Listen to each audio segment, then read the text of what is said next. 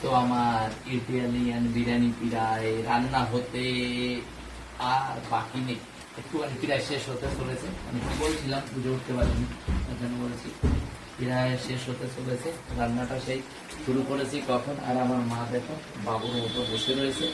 আর রান্নাটা হলেই এখন নিয়েই আমরা বসে পড়ো ঝাড়া যাক। এদিকে আমি পেঁয়াজ কেটেছি, যে পেঁয়াজ, এবার এই পেঁয়াজটাকে একটু লেবু ফেবু দিয়ে পুরো ইন্দা পুরো অন দ্য স্পট করবো, একদম ঘ্যামা করে মাখাবো লেবু টেবু দিয়ে।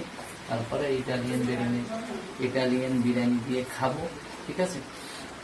তো এখন এটা কমপ্লিট হোক, তারপরে তোমরা দেখতে পাবে। যেহেতু প্রায় হয়ে এসছে, কেমন লাগছে দেখতে বলো একবার, কেমন লাগছে বলো? এটা কোনো কালার ফালার কিচ্ছু দিয়ে নেই, নর্মাল একদম।